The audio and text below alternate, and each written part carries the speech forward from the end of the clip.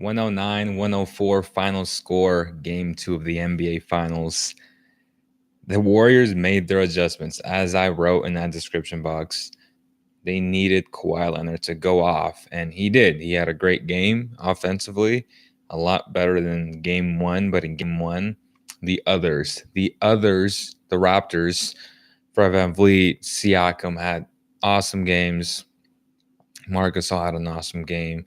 Even though Kyle Lowry didn't shoot the ball particularly well in game 1, he had such an effect in game 1. Today, he made some really silly mistakes. And that last foul that got him fouled out when he was trying to steal the ball from DeMarcus Cousins, what are you doing, Kyle? It's unacceptable being arguably the second most important player on the team and being such a veteran the way he is, very smart player. You can't do that. Not context, you can't do that.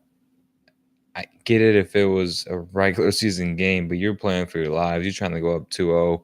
This game, the Raptors needed to win this game.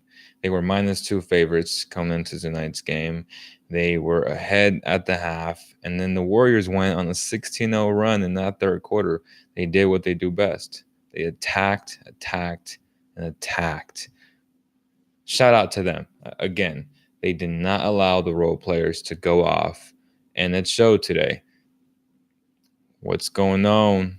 Short Dan says, so happy for DeMarcus Cousins. Now, that was one of the big adjustments that Steve Kerr made.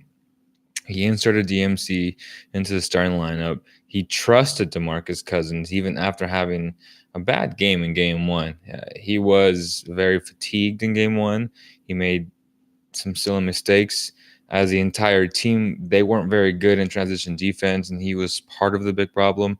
Tonight, a lot better, rebounded the ball very well, double-double.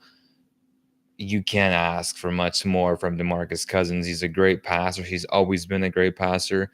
And then if you contribute offensively, and voila, you get a victory. Now, the final score may indicate that they lost by 5 points, but the reality is it was a 2-point game until Andre Iguodala hit that big shot with 4 seconds left. The Raptors bench, led by Fred VanVleet, kept them alive. 17 points. Ibaka had, I think, 7 points, if I'm not mistaken. Let me double check. Ibaka had 7 points. Powell had 7 points.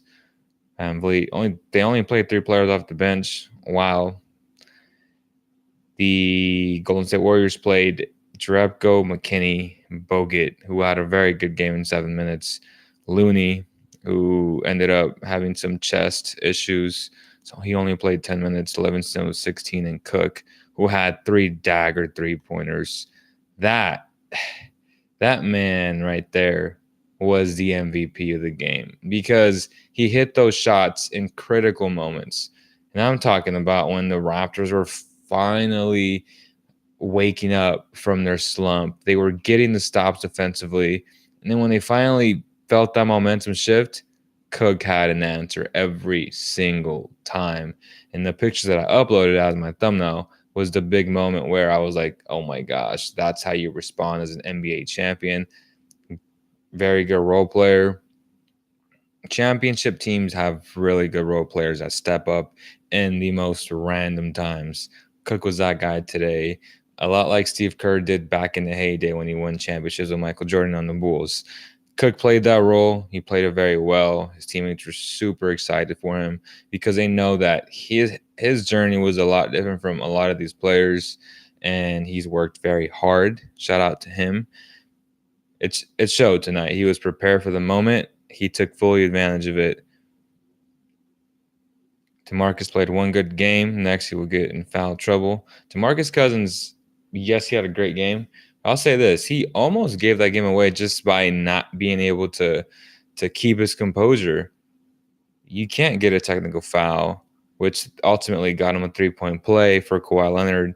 He stripped the ball. I would say that was a clean strip, but in that type of atmosphere, with the game on the line, you can't give them any type of life. He gave them life. And fortunately for him, Andre Iguodala bailed him out. So that point would have came back and bit them in the butt. And then everybody would have pointed out, oh, dude, you guys lost the game because he just couldn't keep his composure. That would have been the big headlines, right? So DeMarcus should feel very fortunate for not giving that game away, because that technical foul was just, it was unacceptable. You can't have that. Steve Kerr knows that. Right after that, the assistant coach, Mike Brown, was telling him, hey, bro, you can't do that, man. Like, no, this is the Warriors. These aren't the Kings. These aren't the Pelicans. You need to be composed in big-time moments. But other than that, DeMarcus Cousins had a really good game. No way for VanVleet. King should go after Ricky Rubio. He can pass and run. I mean, I would take Leo VanVleet any day over Ricky Rubio, honestly. This dude is, aside from his slump, we know how good of a player he is when he's on, and he's been on for the past 4 games. So VanVleet can shoot it. He can facilitate. He's so patient with the basketball. He's just so solid. He's better than Ricky Rubio. Let's just call it the way it is. Splash Brothers, Klay Thompson, he's a story, right? He left with, they're saying it's a hammy injury. I don't know what it is. I think it's a hammy injury. I'm not sure how serious it is. Hopefully it's not, but if it is, the Raptors have a huge advantage. Then it comes down to when is KD coming back? So the starters, Draymond Green, 17 points, Iguodala with 8, big time 3, Cousins with 11, Stephen Curry with 23, and Klay Thompson with 25. Draymond Green had a great game offensively. That's what they needed from him, to be aggressive, because when he's aggressive, then he's just started lobbing that ball to Bogut. I think Bogut had 2 alley-oops off of his passes. That's the Draymond Green that the Warriors need to win these close games. Now flip it to the Raptors' perspective. They cannot allow that. They cannot allow these other role players just to get so comfortable. I understand that their goal is to essentially just take away Steph Curry and Klay Thompson. It became a lot easier to just attack those flare screens and those pop-ups from Steph Curry. But at the same time, you can't make it that easy where you give Draymond Green so much room to operate, to just attack the defense and then just drop it off. They got lucky on that play where they turned the ball over on that Marc Gasol, where he didn't touch the ball. But I'll say this, they need to be a lot better in that area. And I know they can. To me, it's a little bit more effort. That I'm not mad at the idea of it, the concept. Yes, I want you to take that shot away from Steph Curry, but at the same time, you got to make it a little bit more difficult for a guy like Draymond Green, who's so intelligent on the court. His basketball IQ is off the charts, so they got to make it more difficult on him as the playmaker off that pick and roll. They're asking me, what do I think about Nikola Vucevic rumor? Can he fit the system? Again, I've said this in the past. I'd rather have Marvin Bagley play the bulk of the minutes at the 5. I don't want to have 2 traditional bigs on the floor. It's not my philosophy. I wouldn't do it, but if they did, I would be forced to support the move. That makes any sense. I personally wouldn't do it, but again, I'm not Vladdy, so we'll see what happens there. Again, the Raptors, Siakam needs to be better. He finished with... Siakam finished 41 minutes, 12 points. Just not acceptable. 5 of 18, had a terrible game offensively. 0-3 from 3. He got to hit at least 1 3. Kawhi Leonard was exceptional, 34 points, 16 and 16 free throws, playing on one leg essentially, 14 rebounds. Just was a monster. That was a game plan for them. Marc Gasol got to be better. 6 points is not going to cut it. Kyle Lowry, again, silly mistakes down the stretch. Only 13 points. Danny Green got to be better, even though he did hit a big 3-point shot. 8 points. Just the others, man. 13, 8, 6, and 12 is not going to cut it for the Toronto Raptors if they have any chances of winning this series. I still have the Raptors winning in 7 games. I have not changed my opinion. I'm not going to change it. I'm going to stick with it because I believe that their half-court defense is really effective. And when it comes down to it, it's going to be a half-court game. The game's going to slow down, even though they've been pretty good in transition on offense. If they do push the pace, they do get easy buckets. Tonight, again, shout out to the Warriors. That's what NBA champions do. They were underdogs by 2 points. They came out. They had a massive third quarter, and they won the game in that third quarter. 16-0 run. You cannot allow that if you're the Raptors. They got stagnant on offense. They didn't really know what to do. The Warriors are playing inspired basketball on both ends of the floor. The Warriors are so good in spurts that when they go on a run like that, that's enough to win you a game. They're the only team that can do stuff like that. They did it against Portland. They paced them. I wouldn't say they paced themselves. It was more of, okay, we know who we are. If we get 13 points here or 12 points there, that's going to be the deficit, and that's how we're going to win the game. That's their mentality.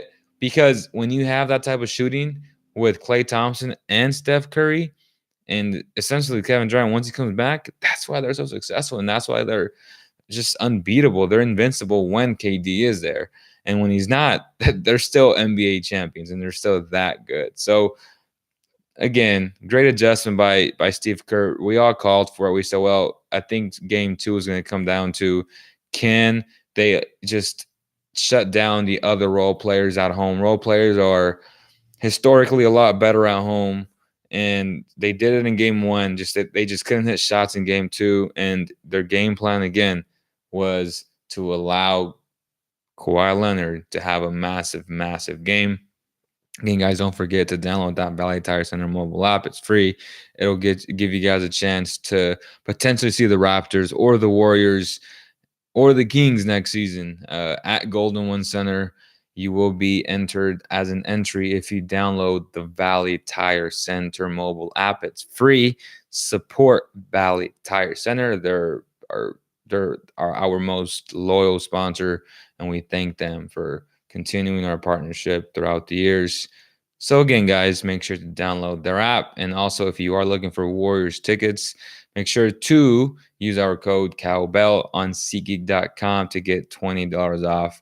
They are pretty pricey, so $20 could help. It could help you get some popcorn at the game, or whatever the case may be, some pretzels, some salty pretzels with some cheese. Sounds pretty good right now. Even though it's 10:32, I apologize for coming on too late. I had some things to do today, but I did watch the game. And that's pretty much what I think as far as my thoughts today. Great game 2 adjustments. Now, what are the Raptors going to do in game 3? Again, it's gonna come down to if Klay can play or not. If Klay's not gonna play, the Raptors will win game 3. You better believe that.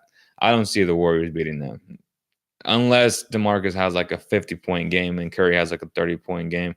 But I don't see that happening. That's just what I think, man. Could you be our backup point guard, Leo? Man, I wish. Other than that, man, if you guys could hit that like button or dislike button, whatever the case may be, appreciate you guys so much. Just want to come on here, talk real quick about it. I'm sure I'll get into more deeper X's and O's later this week.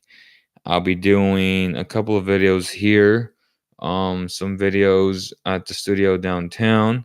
Make sure to check out my interview with Trey Slate, Buddy Hield's trainer. Phenomenal guy, phenomenal interview, lots of good insight. If you haven't watched it yet, go watch it right now. You will be very, very surprised, and we should expect big-time things from Buddy Hield in the upcoming season. Thank you guys so much. I'll see you guys on the next one.